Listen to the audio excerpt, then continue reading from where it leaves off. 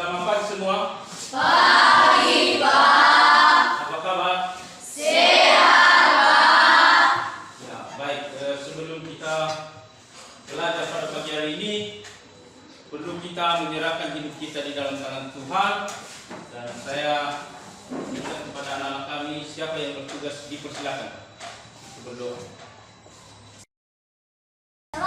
Shalom. Kita menyanyi untuk semua. Mari kita menyanyi ada satu sebatu. Ada satu sebatu yang setia, tak pernah dia tinggalkan diriku. Di waktu aku susah, waktu ku sendirian, Dia selalu menemani hidupku. Namanya Yesus, namanya Yesus, nama Yesus yang menghibur hatiku. Mari kita berdoa. Allah Kudus kami menjadi sebagai pengulangan dari lima perjalanan hingga sampai di sekolah ini. Dan aku maaf yang bukan karena kekuatan kami hanya belas kasihan kepada Tuhan.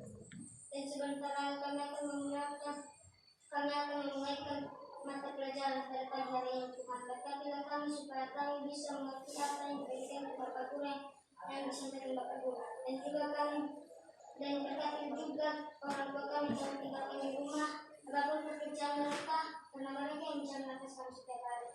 Dan juga guru kami yang mengajarkan kami Tuhan, supaya mereka bisa membimbing dan membimbing kami. Dan ya Tuhan, hingga tanah yang saudara kesempurnaan, sempurnakan dalam nama Tuhan Yesus dan berdoa dan minta syukur.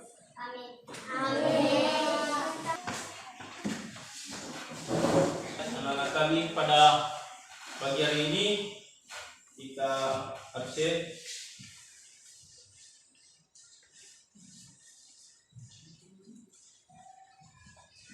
Andirman, Sen. Antariolan, Ayo, Pak. Sri, Hadir, Pak. Times, Ayo, Pak. Fiber, Absen. Fiska, Hadir, Pak. Yurnita. Hadir Pak. Oh, baik. Ada beberapa orang kita yang belum hadir pada saat ini. Dan pada saat ini bagi anak-anak kami kita belajar tentang beriman. Sebelum kita belajar tentang bagaimana hidup beriman, tentu saja anak-anak kami pernah mendengarkan bagaimana iman. Pernah mendengarkan iman? Apa yang pernah kalian dengarkan tentang iman? Coba sebutkan. Bagi anak-anak kami. Percaya dan mengaku bahwa Yesus Kristus adalah Tuhan dan Juru Selamat. Oh iya, baik.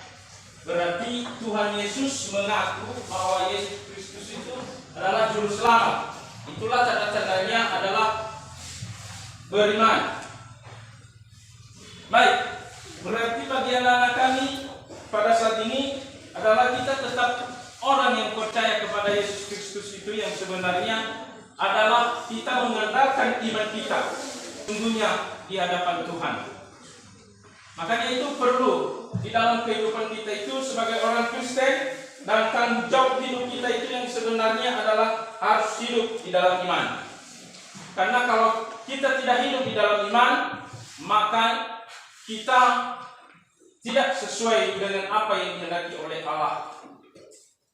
Makanya bagi anak-anak kami perlu memiliki iman yang seutuhnya di dalam kepribadian anak-anak kami. Makanya ini perlu kita tahu bahwa tujuan pembelajaran kita ini adalah yang pertama adalah mensyukuri dirinya dianugerahi iman kepada Yesus Kristus. Berarti tujuan kita pada saat ini di dalam belajar supaya kita tahu bahwa kita bersyukur karena dianugerahi iman kepada kita Tuhan Yesus. Berikut adalah menjelaskan makna hidup beriman dan memelihara iman. Nah, disinilah kita tahu bahwa anak-anak kami yang sebenarnya bagaimana makna hidup itu, beriman itu di dalam kehidupan kita sehari-hari. Yang ketiga adalah menceritakan bagaimana siswa dan keluarga memelihara iman. Ya, berikut adalah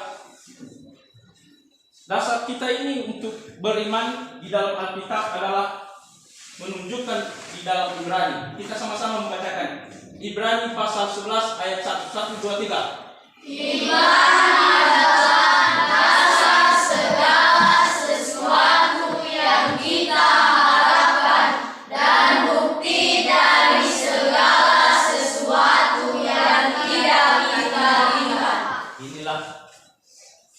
Inilah tanda buktinya bahwa kita ini, iman ini adalah dasar segala sesuatu yang tidak pernah kita lihat. Belum ada di mata kalian sendiri. Kalau dia sekarang ini, apakah dia beriman kepada Allah atau tidak? Sudah memikirkan apakah hidupnya benar-benar yang belum dia bayangkan, sudah dipikirkan bahwa Tuhan pasti membuka jalan kepada dia. Ini adalah anak-anak kami yang bisa menjawab. Karena taulah bagaimana kehidupan Anda. Taulah kalian sendiri yang tahu kepribadian.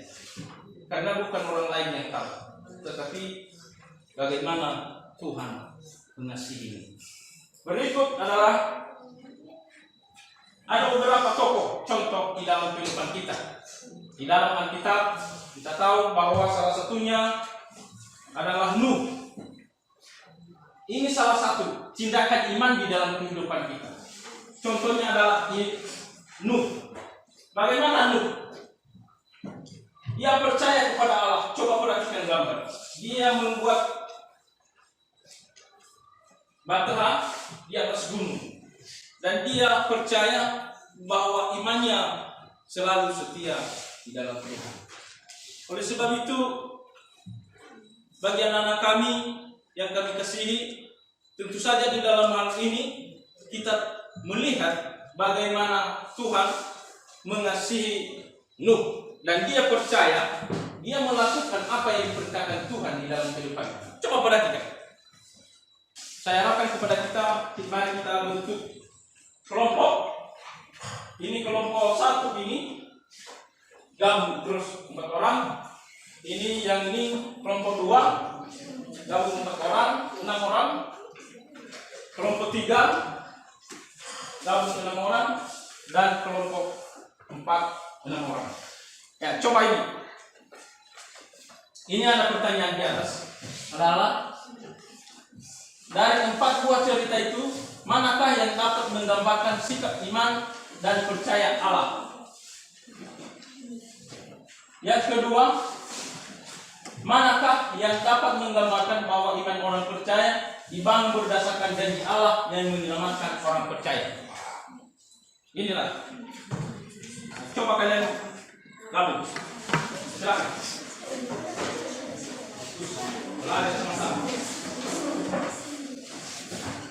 Bukan hanya mendengarkan saja, tetapi bagaimana kalian bisa belajar. Bukan hanya ini main-main, tapi benar-benar sungguh-sungguh.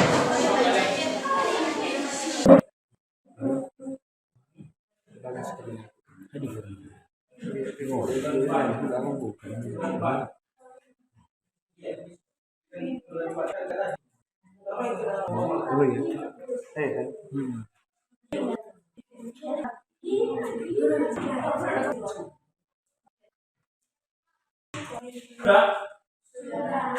Ya, coba perhatikan. Yang anak kami yang sudah, saya persilakan untuk kelompok 4. Coba ini, apa pertanyaan nomor 1 itu? Tampil di depan. Atau di situ ada. Sudah berdiri.